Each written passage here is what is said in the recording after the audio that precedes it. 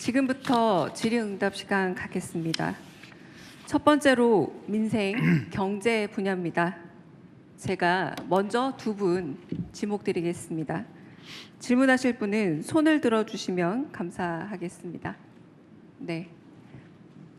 첫 번째 질문이다 보니까 거의 모든 분들이 손을 들어주셔서 제가 좀 마음이 무거운데요. 네, 그냥 제 눈에 띄는 분에게 아무나 하세요. 네, 제 눈에 띄는 분에게 질문 드리겠습니다. 네, 송정호 기자님. 제가 첫 번째 질문자가 될 거라고 생각을 못하고 손을 들었는데 첫 번째 질문자가 되고 보니까 급격하게 긴장이 됩니다. 서울경제 송정호 기자입니다. 사실 환율 문제를 질문을 드리고 싶은데 오늘 아침 방금 1,480원이 넘었습니다. 이 1,500원까지 올라갈 거라는 지적들이 나오고 있는데 환율 문제를 해결하기 위해서 대통령께서 가지고 계신 특단의 대책 이런 것들이 있을지 궁금합니다. 네. 특별한 대책이 있으면 이미 했겠죠. 정부가 할 수 있는 또 유용한 많은 정책들을 시행하고 있습니다. 물론 시장은 언제나 여러분이 아시는 것처럼 수요와 공급에 따라서 결정되죠. 역대 최대의 수출 실적 7천억 불을 달성했고 무역 수지 흑자도 계속되고 있고 또 성장도 회복되고 있는데 환율이 작년 윤석열 정권 당시 그때에 지금 다다르고 있습니다. 일부에서는 뉴노멀이라고 하죠. 그리고 지금 원화 환율은 N 환율에 연동되는 측면이 있습니다. N 달러 환율에. 근데 일본에 비하면 우리는 평가절하가 좀 덜 된 편이에요. 거기가 지금 기준으로 하면 일본 기준에 우리가 그대로 맞추면 아마 한 1,600원 정도 돼야 되는데 N의 달러 연동에 비하면 좀 그래도 잘 견디고 있는 편이다 이렇게 봐주시면 될 것 같습니다. 관련 책임 당국에 의하면 한두 달 정도 지나면 1,400원 전후로 떨어질 거다라고 이렇게 예측들을 하고 있습니다. 이게 이제 여러 가지 불리한 측면도 있고 또 수출 기업들에게는 유리한 측면도 있는데 어쨌든 대한민국만의 독특한 현상은 아니어서 우리 대한민국만의 정책으로 쉽게 이걸 원상으로 되돌리기는 어려운 상황으로 판단이 됩니다. 지속적으로 가능한 수단들을 발굴해내고 또 환율이 안정될 수 있도록 노력해 나가겠습니다. 네, 다음 저기 뒤에 심원기 기자님. 네, 대통령님 뉴스원 심원기 기자입니다. 누구시라고요? 뉴스원 심원기 기자입니다. 아, 네. 저는 국민 관심이 높은 주거 문제와 관련해서 여쭙고 싶은데요. 정부가 지난해 2차례 대책을 내놨지만 서울을 중심으로 집값은 좀처럼 안정되지 않고 있는 듯합니다. 추가 공급 대책이 시급하다는 의견이 많고 정책실장께서는 최근 양도세 보유세를 언급하셔서 그 개편 가능성에도 국민들 관심이 높은데요. 대통령께서는 그동안 시장의 자율성을 강조하며 인위적 개입은 지양해야 한다는 지론을 밝혀오셨지만 서민 집값 안정을 위해선 정부의 직접적 개입이 불가피한 것 아니냐 필요하다는 의견도 상당히 고심이 크실 것 같습니다. 정부가 이른 시점 혹은 상반기 중에는 부동산 정책의 큰 그림을 제시할 준비를 하고 계신지 양도세나 보유세 등 세제 전반 개편도 함께 추진할 계획이신지 등에 관해 말씀 주시면 감사하겠습니다. 네, 대한민국의 집값 수준은 일본의 잃어버린 30년이 문제됐을 그 시점의 상황을 향해서 계속 치닫고 있습니다. 아마 아시겠지만 평균적인 노동자들이 받는 월급을 한 푼도 안 쓰고 전부 적금할 경우에 그 지역에 집을 사는데 몇 년 걸리냐 이런 지수가 있는 거 아마 잘 아실 겁니다. 대한민국이 아마 정확한 숫자는 아닌데 15년 동안 하나도 안 먹고 하나도 안 쓰고 다 모아야 겨우 평균적인 근로자가 평균적인 집을 살 수 있다. 막 그래 돼 있을 거예요. 엄청나게 집값이 높은 거예요. 여러 가지 요인들이 있겠죠. 대한민국은 투자 자산이 전부 부동산, 거의 대부분이 부동산 아닙니까? 이런 나라도 좀 드물죠. 그래서 수도권 집중도가 엄청나게 좀 높죠. 지금도 수도권으로 몰리고 있습니다. 그러니까 당연히 수요 공급의 균형이 무너지고 집값이 상승하게 되는 요인이 되는 것 같아요. 아주 근본적인 대책은 수도권 집중을 완화하는 것하고 이제 자산 배분에서 이제 부동산 보유 비중을 줄이는 것이라고 생각됩니다. 그래서 근본적인 이제 정책 방향을 우리는 이제 금융의 생산적 금융으로의 전환. 돈만 있으면 무조건 집을 또는 땅을 건물을 사려고 하는 이걸 좀 이제는 좀 유용한 금융 자산으로 특히 그 중에서도 생산적 영역의 주식 시장으로 이렇게 전환을 하기 위해서 우리가 정책적 노력을 하고 있습니다. 뭐 조금은 효과가 있는 것 같아요. 그리고 또 한 가지는 이제 수도권 집중 완화를 위한 또 국가의 장기 성장 전략으로서 지방 균형 발전, 또 지역에 대한 투자, 또 인구가 서울로 좀 덜 몰리고 또 지방으로 갈 수도 있게 이런 각종 정책들을 하고 있습니다.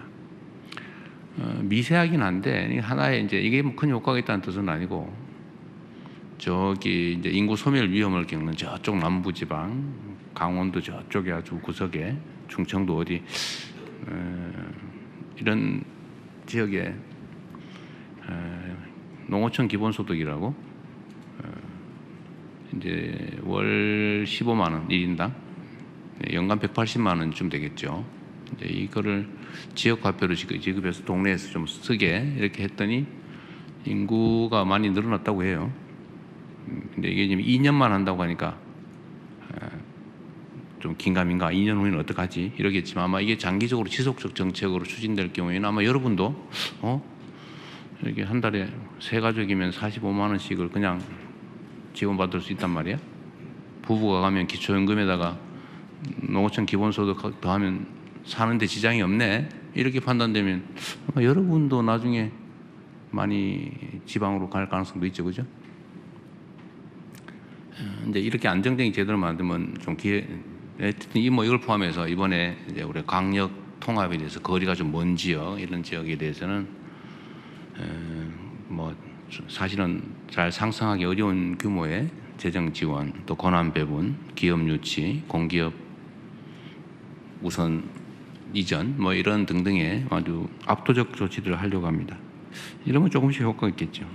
그러나 이건 아주 근본적인 대책이고 좀 단기적 대책으로 보면 보통 우리가 생각하는 대로 뭐 공급을 늘리는 방법, 또 수요를 억제시키는 방법, 뭐 이 두 가지 아닙니까? 공급을 늘리는 방법으로는 수도권에 집을 지을 땅을 대대로 확보하거나 재건축, 재개발을 활성화하거나 아니면 뭐 여유 부지들의 주택을 추가로 짓거나 하는 거죠. 아마 곧 국토부에서 공급 확대 방안을 현실적인 공급 확대 방안을 발표할 겁니다. 아마 여러분들은 과거에는 뭐 주택을 뭐 100만 호를 뭐 이런 말씀을 많이 들었을 텐데 최근에 그 얘기를 잘 못 들으실 거예요. 연간 수십만 호가 사라지기도 하고 또 새로 지어지기도 하고 그러죠. 많을 때는. 근데 우리는 이제 그런 추상적 수치보다는 아주 구체적이고 현실적인 수치를 제시하려고 하죠. 그것도 뭐 계획 수준이 아니라 인허가 착공 기준으로. 그래서 곧 공급을 늘리는 방안은 발표할 테니까 조금 기다려봐 주시고요. 두 번째로 이제 공급에는 신축 공급이 있고 이제 뭐 주택을 많이 가지고 있는 사람들이 내놓게 하는 공급책도 있죠. 뭐 그런 방법도 저희가 찾고 있습니다. 이제 수요를 억제시키는 거 말고 이제 저희가 공급을 늘리는 거 말고 수요를 억제시키는 것도 중요한 정책이죠. 근데 예를 들면 내가 이제 먹고 살만이 돼서 좀 더 넓은 집으로 가야 되겠네. 또는 내가 부모하고 같이 살다가 또는 동거를 누군가 뭐 하고 있다가 이제 독립해서 나 집을 하나 가져야 되겠네. 이런 정상적 수요는 우리가 적극적으로 보호해야 되겠는데 집을 사모아 가지고 한 채 한 채 사모아 가지고 집부자 돼 봐야지 이런 사람들이 있단 말이에요. 수백 채씩 가진 사람도 있고 그렇잖아요. 수십 채, 서너 채는 기본이고 이런 경우도 있어요. 이런 건 투기적 수요라고 하죠. 야, 앞으로 집값이 오를지 모르니까 집을 좀 미리 무리하더라도 사놔야 되겠네. 이런 투기적 수요도 있죠. 네, 이런 수요들은 그렇게 자본주의 시장 경제 질서라고는 하지만 그리 바람직하지는 않죠. 집은 필수 공공재에 가까운데 그렇게 투기적 수단으로 만드는 게 바람직하지 않다. 그렇게 하면 이제 규제를 해야 되겠죠. 그러지 못하게. 토지거래 허가제라든지 여러 가지 방법들이 지금 시행되고 있습니다. 또 앞으로 필요하면 얼마든지 또 추가할 수 있죠. 그 중에 가는 이제 세금 문제가 하나 있는데 지금 아마 제일 궁금한 건 이 세금 문제일 거예요. 세금은 할 거냐 안 할 거냐 이렇게 묻는다면 그건 할 수도 있고 안 할 수도 있죠. 가급적이면 세금이란 국가 재정을 확보하기 위한 수단인데 이런 규제 수단으로 전용하는 건 바람직하지는 않아요. 가급적 자제하는 게 좋다. 그러나 반드시 필요한데 유효한 수단인데 필요한 상태가 됐는데 바람직하지 않다고 안 쓸 이유는 없죠. 가능하면 그런 상황이 안 오기를 바라죠. 그러나 저는 그런 생각은 합니다. 저는 이게 적절히 조정될 거라고 봐요. 근데 만약에 우리가 예정하고 있는 선을 벗어나서 사회적인 문제가 될 정도 상황이다라고 하면 당연히 이 세제 수단도 동원해야죠. 그리고 여러 가지가 있죠. 가지고 있는 집을 가지고 내놓게 하는 방법. 자기가 살지도 않으면서 투기용으로 또는 투자용으로 가지고 오랫동안 가지고 있다고 왜 세금 깎아줍니까? 여러분 동의되세요? 주식 같으면은 그게 생산재 금융에 도움이 되니까 장기 보유에 대해서 혜택 주는 거는 그건 고려할 만한데 그리 바람직하지도 않은 투기용 부동산을 오래 가지고 있다고 세금을 깎아준다? 그거 좀 이상한 것 같아요. 예를 들면 그렇게 하겠다는 건 아닙니다. 그러나 내가 오래 살았다. 이건 보호해 줘야 되겠죠. 내가 집이 하나인데 어떤 분들은 주거용 집을 5채 가지고 있다 이런 사람도 있는데 그러면 안 되고 주거는 하나만 하는 거죠. 하나만. 그런 거 보호해 줘야죠.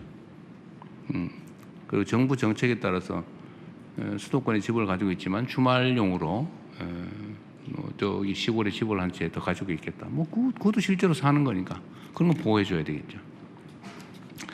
그래서 세제는 참 예민해서 말씀드리기가 참 어려운데 그렇다고 말씀 안 드릴 수도 없고 제가 선거 때 아마 이런 말씀을 드려서 거기에 기대하는 분도 계신 것 같아요. 세금으로 집값 잡는 거는 웬만하면 안 하겠다. 제가 최대한 뒤로 미루려고 하죠. 정책 수단은 본래 목표가 있어요. 세금은 아까 말씀드렸지만 국가 재정을 확보하기 위해서 국민들이 부담을 지우는 것인데 그걸 다른 정책 목표에 전용을 하면 부작용이 발생합니다. 가급적 안 하는 게 바람직하다. 마지막 수단으로 하는 게 제일 좋지 않겠냐. 그리고 시중에 이런 얘기도 많이 있던데요.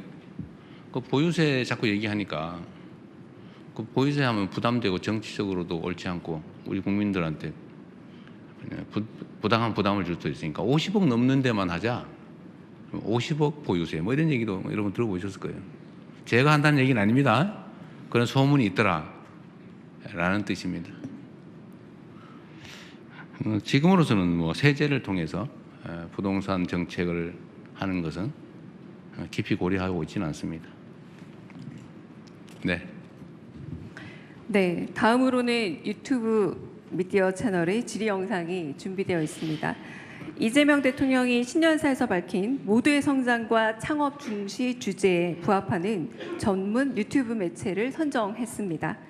MZ세대에게 꼭 필요한 정책 정보를 알기 쉽게 제공하는 2030 청년 금융 경제 미디어 채널 어피티의 질의입니다.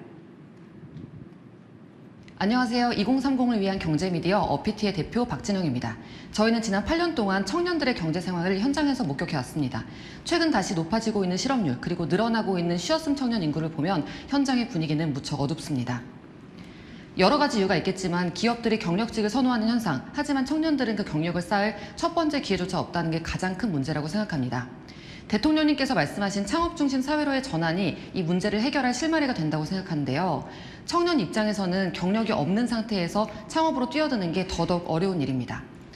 청년들이 경력 공백, 경험 공백 앞에서 좌절하지 않고 창업으로 넘어갈 수 있도록 하는 방안이 무엇이 있을지 대통령님의 생각이 궁금합니다.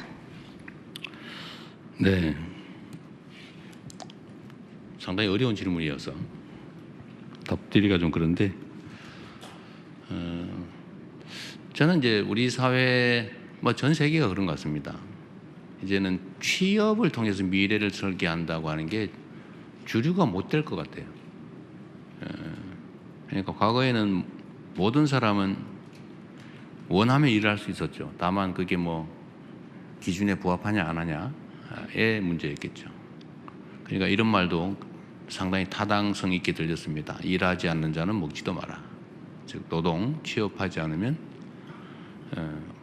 굶어도 된다. 왜냐하면 일할 때가 다 많이 있으니까.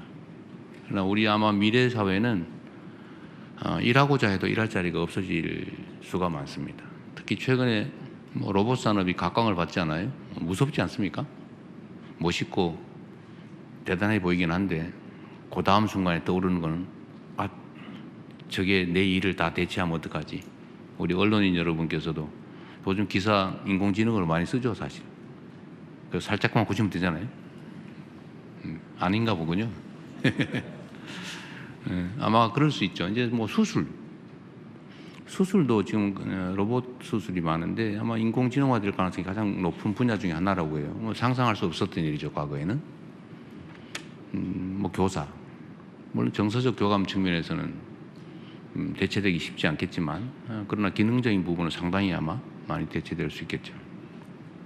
모든 분야가 그런 것 같아요. 그러다 보니까 좋은 직장을 구해서 취업한다, 이게 그렇게 주류적 입장이 못 될 수도 있겠다.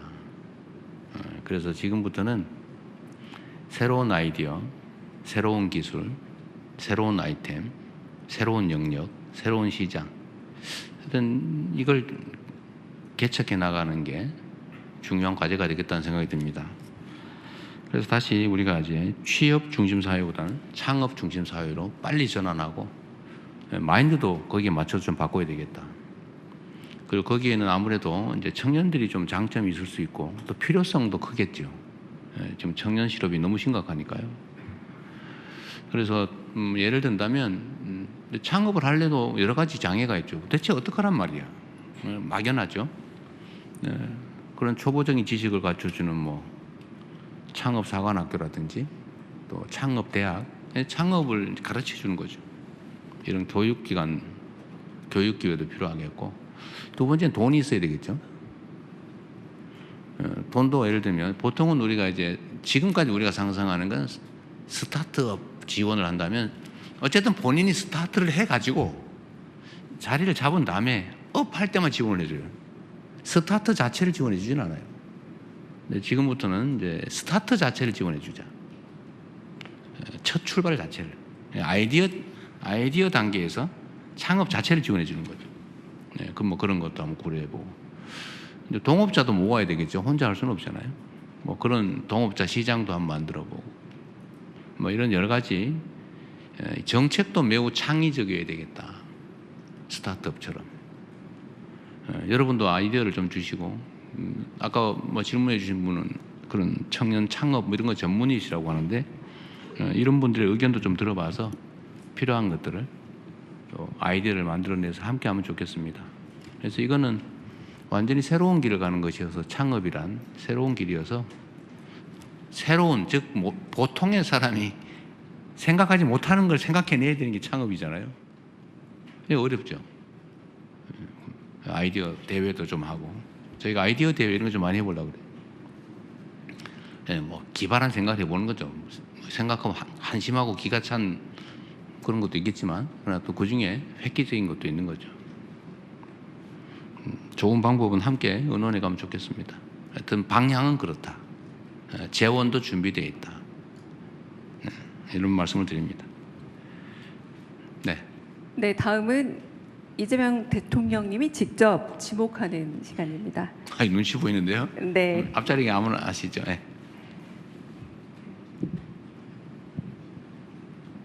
네, 대통령님 감사합니다. 아시아경제 임철영 기자입니다. 이게 여러 분야가 얽혀 있긴 한데 그 최근에 관세 문제가 다시 네. 부상하고 있어서요. 그 미국의 반도체 100% 관세부과 위협에 대한 이야기들이 나오고 있는데 이게 통상 문제와 관련해서 이렇게 새로운 국면에 진입한 걸로 봐야 될지. 왜냐하면 어제와 오늘 새벽 이렇게 보면 그 국채 금리가 갑자기 발작을 일으키는 이런 상황들도 저기 관측이 됐고요. 이와 관련해서 앞서 저희가 팩트시트를 통해서 관세와 관련해서는 대부분 저희가 마무리를 했는데 이거를 신뢰하고 앞으로 가도 될지 대통령님의 어떤 구상이 앞으로의 구상과 어떤 계획이 궁금합니다. 네, 지금은 예측 불가능 시대죠. 아무도 예측할 수 없어요. 뭐 베네수엘라 거기에 대통령이 다른 나라에 잡혀가는 거 쉽게 상상하기 어렵죠. 또 80년 우방인 유럽과 미국이 영토를 놓고 자칫 전쟁을 벌일지도 모르는 상황. 프랑스 대통령이 뭐라고 무슨 평화위원회인가 참여 안 한다고 그랬다가 프랑스의 관세를 중화부담하기로 한다는 얘기도 있더군요. 모든 게 예측 불능의 사회죠. 제가 전에 그 외신 기자분들하고 전심을 한번 먹은 일이 있는데 그때 제가 이런 얘기했다가 어디 이상한 언론에서 제가 무슨 사는 인간을 폄하했다 뭐 이런 기사도 쓰고 그랬는데 제가 그때 이런 말씀을 한번 드린 기억이 있어요. 요약하면 성장률이 떨어지면 무력 충돌의 가능성이 높아진다. 개미도 그러더라. 개미도 봄에는 안 싸우다가 가을에 대해서 식구가 쭉 늘어나니까 경계가 겹치면서 그 지점에서 전쟁이 벌어져가지고 시커멓게 죽어 있더라. 이게 이제 사람도 제국주의나 제국주의 충돌 이런 것도 결국 성장을 해서 계속 기회가 많아지고 나눌 게 많으면 평화롭게 지내다가 성장률이 떨어지고 더 이상 또 뭔가를 늘리기 어려운 상황이 되면 이제 서서히 충돌하고 대립이 격화되고 그러다 결국 물리적 군사적 충돌로 대규모 충돌로 가는 게 인류 역사죠. 그래서 점점 그런 위험성이 커진다는 걱정이 사실은 내심으로 드는데 뭐 그렇게 안 되도록 노력해야 되겠죠. 전체적으로는 전 세계의 성장률이 떨어지는 그래서 경제적 갈등이 격화되면서 이게 정치적 갈등으로 그리고 나아가서는 군사적 충돌로까지 서서히 가는 것 같아서 참 걱정입니다. 그래서 제가 자주국방 얘기도 많이 하고 이제 전략적 자율성 얘기도 자주 드리는 거예요. 우리 대한민국이 세계 5위 군사 강국이기도 하고 그래서 방위산업을 제가 계속 육성해야 된다. 그리고 그러려면 그게 뭐 윤리적 도덕적 얘기를 하기 이전에 방위산업 수출도 저희가 이제 주력을 하는 측면이 있어요. 이건 이제 국방력 강화에 도움이 되기 때문에 그렇습니다. 그리고 이제 전략적 자율성도 최대한 확보해야 된다. 그리고 휘둘리지 않게 그 소위 말하는 이제 연루 위험을 최소화해야 된다. 그렇다고 우리 또 뭐 군사 안보적 용어로 뭐 방기, 그러니까 우리가 따로 완전히 막 배제돼서 소외되는 위험도 또 최소화해야 된다. 그건 대체 어떠란 말이냐? 연루도 되면 안 되고 방기도 되면 안 되고 균형을 잘 잡아야죠. 그래서 북익 중심의 실용 외교라고 하는 게 그냥 빈말이 아니라 정말로 중요한 시점이다. 현재 상태가. 앞으로 그 중요성은 점점 더 커져갈 거다. 이제 그런 생각을 하고 있습니다. 그 중에 이제 이 관세 문제도 한 부분이죠. 미국으로서야 뭐 미국의 경제 안정을 위해서 그 엄청난 재정 적자, 또 무역 적자, 뭐 이런 문제들, 또 국내 갈등, 양극화, 또 뭐 제조 붕괴, 뭐 이런 여러 가지 문제들 어쨌든 해결하려고 보니까 좀 무리를 하게 되는 것 같고, 그게 이제 다른 국가들이 이런 압력으로 나타나고 있습니다. 우리도 거기에 영향을 많이 받아서 어쨌든 그 상당히 오랜 기간 관세 통상 협상을 할 수밖에 없었죠. 전에도 말씀드렸지만 양국이 뭔가 서로에게 득이 되는 얻기 위한 협상을 한 게 아니라 우리 입장에선 덜 주기 위한 협상을, 견디기 협상을 힘들게 해낸 겁니다. 지금 뭐 반도체 관련해서 100% 관세 뭐 이런 얘기 있는데 뭐 그렇게 심각하게 저는 우려하지 않습니다. 뭐 통상적으로 나오는 얘기고, 이런 격렬한 대립 국면, 불안정 국면에서는 뭐 불쑥불쑥 튀어나오는 예상치 못한 요소들이 워낙 많기 때문에 이런 하나하나에 너무 일희일비하면 중심을 잡을 수가 없어요. 이럴수록 자기 중심을 뚜렷하게 가지고 정해진 방침과 원칙에 따라서 대응해 나가면 됩니다. 저는 반도체 문제는 대만과 대한민국의 시장 점유율이 뭐 8, 90% 이렇게 될 텐데 100% 관세 올리면 아마 미국의 반도체 물가가 100% 오르는 결과가 오지 않을까 싶어요. 왜냐하면 8, 90% 독점을 하고 있는데, 물론 뭐 조금은 부담을 하게 될지 모르지만 거의 대부분은 미국 물가에 전가될 가능성이 높다. 물론 이제 대만과 한국의 경쟁 관계 문제도 있긴 한데 약간 또 내용이 달라요. 내용도 좀 다르고, 또 대만보다는 불리하지 않게 하겠다고 하는 합의를 그때 이럴 경우를 대비해서 미리 다 합의를 해놨죠. 이럴 가능성이 있다고 그때 본 겁니다. 그래서 반도체는 다른 나라보다 불리하게 하지 않는다. 대만보다 불리하게 하지 않는다. 대만만큼은 불리하게 할 수 있다는 뜻이기도 하죠. 대만이 잘 견뎌내길 바랍니다. 그런데 이게 뭐 한 국가의 뜻대로 마음대로 되지는 않아요. 그게 뭐 미국에다가 반도체 공장 안 지으면 100% 올리겠다 이런 얘기도 있는 것 같은데, 그건 협상 과정에서 나올 수 있는 여러 가지 얘기들이죠. 뭐 미국이야 반도체 공장을 미국에 많이 짓고 싶을 겁니다. 또 험난한 파도가 오긴 했는데 배가 파손되거나 손상될 정도의 위험은 아니어서 잘 넘어가면 되겠습니다. 그리고 또 하나 중요한 건 제가 이거 강조해 놓을 거는, 조인트 팩트 시트에서도 명확한 것처럼 우리가 뭔가를 할 때는 상업적 합리성을 보장한다. 그래서 그게 제일 중요한 기준이 되겠습니다. 그래서 너무 걱정하지 않으셔도 되겠다. 또 우리 유능한 산업부 장관 또 협상팀들이 있기 때문에 잘 해낼 겁니다. 네, 다음 또 한 분 더 할까요? 우리 남자분 하셨고 앞에 했고 하니까 저 뒤에 있는 여자분으로 하겠습니다. 맨 왼쪽에. 네, 대통령님 안녕하세요. 채널의 이동 기자입니다. 코스피 5천 시대가 이제 또 코앞에 다가왔는데요. 대통령님 공약이시기도 했고 한데 코스피가 이제 많이 상승하면서 국민연금 고갈 시기도 늦춰질 거란 전망이 나오고 있습니다. 그런데 당정에서는 지금 퇴직연금 기금화도 좀 논의하고 있는 걸로 알려져 있는데요. 여기에 대한 대통령님 어떻게 생각하시는지 궁금합니다. 퇴직연금 기금화 문제는 이게 뭐 주가와 관계 지으면 또 오해가 발생하니까요. 그렇게 얘기할 필요는 없을 것 같아요.